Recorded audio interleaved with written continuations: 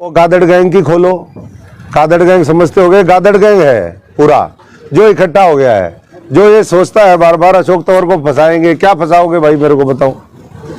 मेरे को तो पूरा जो है संयुक्त रूप से इंडिया गठबंधन जो है वही नहीं कुछ कर पाया, इसीलिए तो उनके पैर कांप रहे हैं, इसीलिए आज तक कैंडिडेट नहीं दे पाए हैं। तो इसलिए फिर कहते हैं कि मशीन में गड़बड़ है, ईवीएम की कह रहा हूं मैं। अरे तुम्हारी मशीन में गड़बड़ है, तुम्हारे पास कैंडिडेट ही नहीं है, मैदान छोड़ छोड़ करके भाग रहे हैं लोग। फिर जब जनता साथ खड़ी होगी, जिसने काम किया है, जिसने भव्य दिव्य मंदिर बनाया, जिसने 370 खत्म करी, जिसने महिलाओं के लिए आरक्षण का प्रावधान कर दिया, जिसने 3 तलाक खत्म कर दिए, जिसने लाखों करोड़ रुपए के एक एक प्रोजेक्ट एक एक राज्य के अंदर दिए, वोट उनको देंगे या घमंडियों को देंगे भाई, जिन्होंने 55 साल तक जो है इस देश को खोखला करने का काम किया, केवल झूठे वायदे किए। भारतीय जनता पार्टी की टिकट अनाउंस हुए 13 मार्च को मेरी टिकट अनाउंस हुई थी।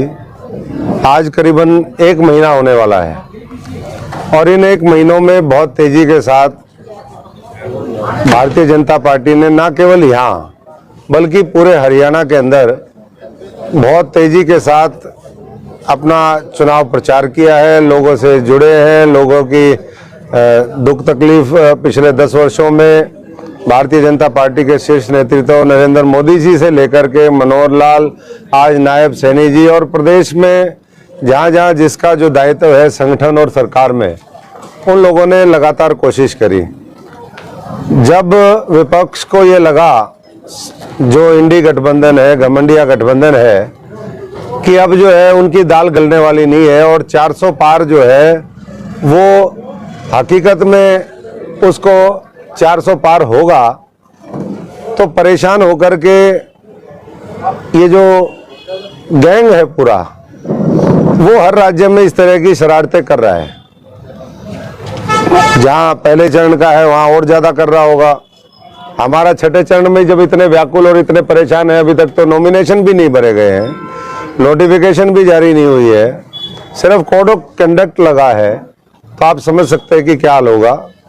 मैं मीडिया से थोड़ा सा क्षमा चाहते हुए, माफी मांगते हुए ये भी कहूँगा कि आपके बीच में भी जो कुछ साथी हैं ऐसे, जो उस दुष्प्रचार के शिकार हो जाते हैं। पहले दिन से ही कई बार ये हुआ कि जी ये तो चुनाव नहीं उठा। भाई, जिस पार्टी का इतना महान संगठन हो, हमारे पन्ने तक प्रमुख हो, हमारे शक्ति केंद्र प्रमुख हो, मंडलों के अध्यक्ष हो, मंडलों के पदाधिकारी हो, जिले की कमेटी हो, उसके साथ साथ 50-60 और हमारे जो साथी संगठन है, तो मैं समझता हूँ कि उस पार्टी का मुकाबला कैसे वो लोग कर सकते हैं।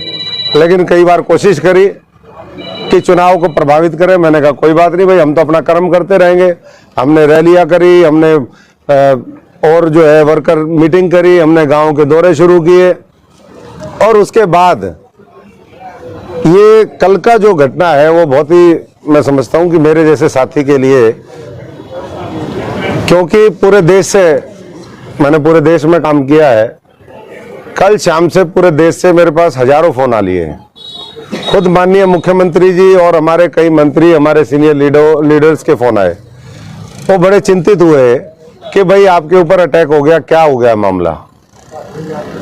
तो मैं इतना ही कहना चाहूँगा, सबसे पहले तो वो जितने साथी हैं, कि अशोक तंवर आप सबके आशीर्वाद से, प्रभु की कृपा से स्वस्थ है। आप देख सकते हो, अभी मैं फिर मैदान में निकलूंगा। आज फतेहाबाद की रैली है, माननीय मनोहर लाल जी आएंगे। और उस वीडियो को इतने लोगों ने शेयर किया, ऐसा लगता है जैसे प्रायोजित कार्यक्रम था। क्योंकि एक चीज घटना हो उसके बाद वो पूरे देश में वायरल हो जाए थोड़े से अंतराल में, वो कब की वीडियो है, किसकी है, क्या है, मैं उस विषय में नहीं जाना चाहूंगा। लेकिन 3 साल पुरानी वीडियो को उठा करके एक दुष्प्रचार किया गया, तो ये कौन ताकते हैं। मैंने इलेक्शन कमीशन में कल रात को आकर के हमारे जो रिटर्निंग ऑफिसर हैं, जिले के जो हमारे डीसी हैं, उनको ये सौंपी है। उसके साथ साथ कॉपी मैंने माननीय जो इलेक्शन कमीशन ऑफ इंडिया है उसको भी दी है, हमारे जो पुलिस विभाग है उसको भी दी है, इंफॉर्मेशन ब्रॉडकास्टिंग मिनिस्ट्री को दी है, जिले के एसपी को दी है, कि इस तरीके के माहौल बनाने से वो एक तनाव की स्थिति आ जाती है, एक कंफ्यूजन पैदा होता है और आईटी एक्ट के तहत जो भी धाराएं हैं उसका संज्ञान लेते हुए जो हमारा आईपीसी है उसके अंतर्गत जो भी धाराएं बनती हैं ऐसे लोगों के खिलाफ उसके ऊपर कठोर से कठोर कार्रवाई की जाए।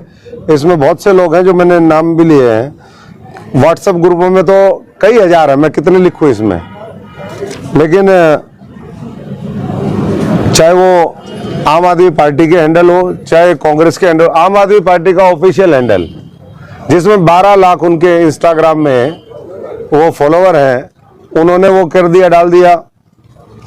वॉइस ऑफ यूथ है, इनके 54,000 से ऊपर फॉलोवर हैं, इन्होंने डाल दिया। फेसबुक पे वायरल मीडिया है 46,000, इन्होंने डाल दिया। सिरसा न्यूज़, अरे सिरसा वालों मेरे से ही पूछ लेते भाई, अब सिरसा न्यूज़ भी अगर डालेगी तो फिर कैसे काम चलेगा।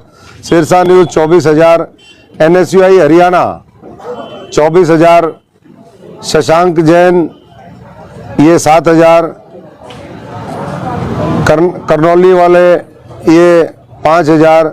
इस तरीके से इंडिविजुअल भी बहुत हैं, ये इंद्रजीत शाह, अनूप मलिक, अमित जैन, चंद्रभान काजला, वैभव तिवारी ये आम आदमी पार्टी का है, खबरी लाल ये कोई यशपाल शर्मा जी हैं। और एक व्हाट्सएप ग्रुप है, ये मैं उदाहरण के तौर पे कह रहा हूँ, पोल खोल खबर। भाई क्या पोल खोल खबर कर रहे हो आप यार, बताओ। फतेहाबाद का ये है, आपके पास कोई खबर ही नहीं है, क्या किसकी पोल खोलोगे? पोल खोलनी है तो चोरों की खोलो, ना डकैतों की खोलो, वो गादड़ गैंग की खोलो। गादड़ गैंग समझते हो गए, गादड़ गैंग है पूरा जो इकट्ठा हो गया है, जो ये सोचता है बार बार अशोक तंवर को फंसाएंगे। क्या फंसाओगे भाई मेरे को बताओ। मेरे को तो पूरा जो है संयुक्त रूप से इंडिया गठबंधन जो है वही नहीं कुछ कर पाया, इसीलिए तो उनके पैर कांप रहे हैं, इसीलिए आज तक कैंडिडेट नहीं दे पाए हैं। तो इसलिए 25 दिन में पिछले लगातार 50 ऐसी फेक न्यूज चली। मैं आज 1 महीने बाद आपसे संपर्क कर रहा हूं। इससे पहले मुझे लगा कि चलो ऐसे ही चलता रहेगा, तो बहुत ही शर्मनाक है। आप तो लोकतंत्र का चौथा स्तंभ हो, आप इनके ठगों के चक्कर में कहां फंस गए।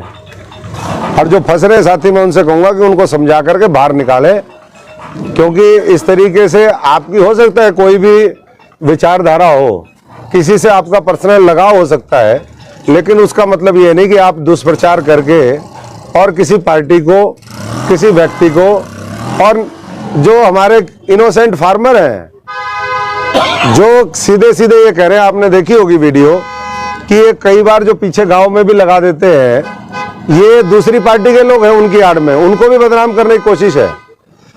हमारा जो प्रशासन है वो अपने तरीके से उनको बता रहा है, क्योंकि मॉडल कोड ऑफ कंडक्ट में कोई किसी को रोक नहीं सकता प्रचार करने से। वोट आप किसको देते हैं ये आपकी बात है। हम भी विपक्ष में रहे 10 साल, मैंने भी विपक्ष की राजनीति करी है, इन्हीं किसान मजदूर भाइयों की राजनीति करी है, इन्हीं कर्मचारियों के लिए मैं सड़कों पे उतरा हूँ, इन्हीं गरीब लोगों के लिए मैंने लड़ाई लड़ी है, हमारी महिलाओं माताओं बहनों के लिए। तो इसलिए सत्ता में भी विपक्ष में भी हमने दोनों देखे हैं। मैं सबसे आग्रह करूंगा कि ऐसे लोगों के वो चक्कर में ना पड़े, और जो बीच में चला दिया जी उम्मीदवार बदले जाएंगे, भाई ये बीजेपी है, उम्मीदवार तसल्ली से बिल्कुल जो है हीरा चुन करके देती है, और उसके बाद आपने सबने सुन भी लिया। मुख्यमंत्री जी ने कहा, पूर्व मुख्यमंत्री जी ने कहा और कि भैया सारे लोग चुनाव प्रचार में, दूसरों के पास तो कैंडिडेट ही नहीं है। अभी तक हम 5-7 लाख लोगों से तो मैं जनसंपर्क कर चुका हूं। फिर कहते हैं कि मशीन में गड़बड़ है, ईवीएम की कह रहा हूं मैं। अरे तुम्हारी मशीन में गड़बड़ है, तुम्हारे पास कैंडिडेट ही नहीं है, मैदान छोड़ छोड़ करके भाग रहे हैं लोग। फिर जब जनता साथ खड़ी होगी, जिसने काम किया है, जिसने भव्य दिव्य मंदिर बनाया, जिसने 370 खत्म करी, जिसने महिलाओं के लिए आरक्षण का प्रावधान कर दिया, जिसने 3 तलाक खत्म कर दिए, जिसने लाखों करोड़ रुपए के एक एक प्रोजेक्ट एक एक राज्य के अंदर दिए, वोट उनको देंगे या घमंडियों को देंगे भाई, जिन्होंने 55 साल तक जो है इस देश को खोखला करने का काम किया, केवल झूठे वायदे किए। आज देश मोदी की गारंटी के साथ खड़ा है, और मैं उनको यही कहना चाहूंगा जो इस तरह की हरकतें कर रहे हैं, कांग्रेस और भाजपा के लोगों जो हमारे भाजपा से जो इतनी खार खाते हैं, उनसे मैं इतना ही कहूंगा कि भाजपा से इतना आप वो मत करिए। भाजपा लोगों के दिलों में बैठी है, लोगों के दिमाग में बैठी है, और आज जो है पूरा दुनिया भारतीय जनता पार्टी के शीर्ष नेतृत्व की तरफ देख रही है। आपने भी देखा होगा, ये मेरे साथ कोई पहली बार नहीं हो रहा वैसे कि दुष्प्रचार मेरे खिलाफ चले, ये पहले भी चलता रहा। कांग्रेस में भी मेरे को रोज हटाते थे या नहीं हटाते थे बताइए?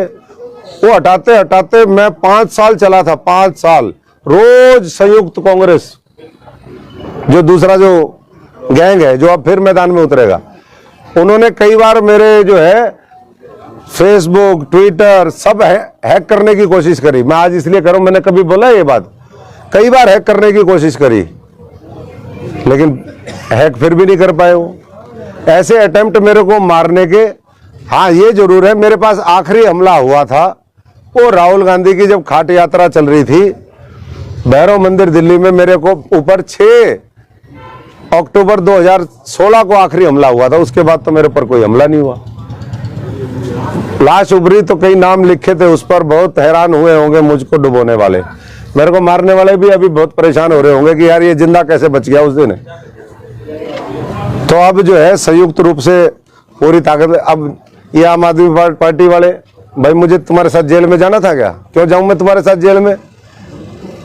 गलत काम तुम करो, जेल के तिहाड़ की बुकिंग तुम्हारी, तुम्हें छोड़ दिया तो तुम मेरे खिलाफ दुष्प्रचार करोगे। तो सबसे मैं ये इतना ही कहूंगा, ये जितने भी पार्टियों के हैंडल है, इलेक्शन कमीशन को भी, मैं इसको ऐसे नहीं छोड़ता भाई, मैं कच्चा नहीं छोड़ता काम। जब तक ये फेक अकाउंट जो गड़बड़ करने वाले बंद नहीं होंगे, इनका दुष्प्रचार खत्म नहीं होगा, तब तक मेरी और मेरी पार्टी की ये लड़ाई जारी रहेगी। मैं आप सबसे भी विनती करता हूं कि ये आपको बीच में अधर में छोड़ जाएंगे भाइयों, ये इतने भले लोग नहीं है, ये अपनों के ही नहीं हो, आपके क्या होंगे? ये तो शोषण की दुकान है, शोषण की, खून पीते हैं मीठा मीठा, ये सागर भाई और दूसरे लोग, इनका सबका खून पी गए मीठा मीठा, जनता का, हजारों करोड़ों लोगों का, लाखों लोगों का। तो ऐसे लोगों के चक्कर में मत फंसिए। और इलेक्शन कमीशन आज 4 बजे तक उन्होंने कहा है कि हम इसका पूरा जो है तहकीकात करके उन चैनल्स के ऊपर कार्रवाई करेंगे। मैं उनके आश्वासन लेकर के, अभी हम कुछ नहीं कर रहे, ये तो हम अपने तरीके से जो है लोकतांत्रिक जो भी हमारे अधिकार हैं, मेरा भी राइट टू लिबर्टी है, right to freedom of speech है, तो अपनी बात कोई साथी अगर ये सोचे कि भाई हम इनको ऐसे ही हाक लेंगे, इतना आसान नहीं है।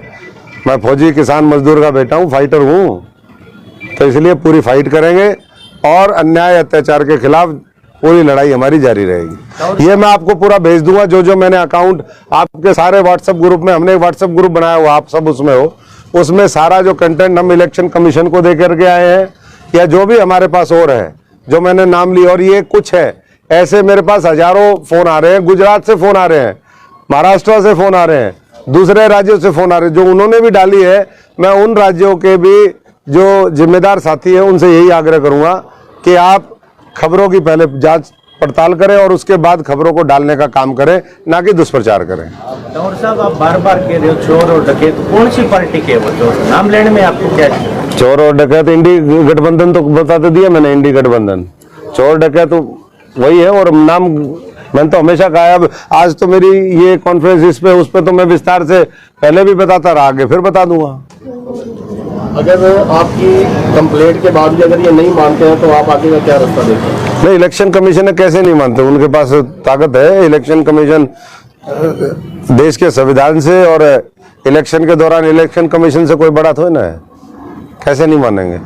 उनके पर्सनल अकाउंट है, पर्सनल फ्रीज करो। जो फर्जी ये चलाते हैं यूट्यूब, सोशल मीडिया और कोई, तो उनका पूरा अधिकार है उनको, ऐसे कोई किसी के खिलाफ तो न कर देगा। भरोसा है इलेक्शन कमीशन पे आप? बिल्कुल भरोसा है, बिल्कुल भरोसा है। कार्रवाई बिठवाएंगे, कादड़ गैंग का पक्का इलाज करेंगे। बहुत बहुत धन्यवाद।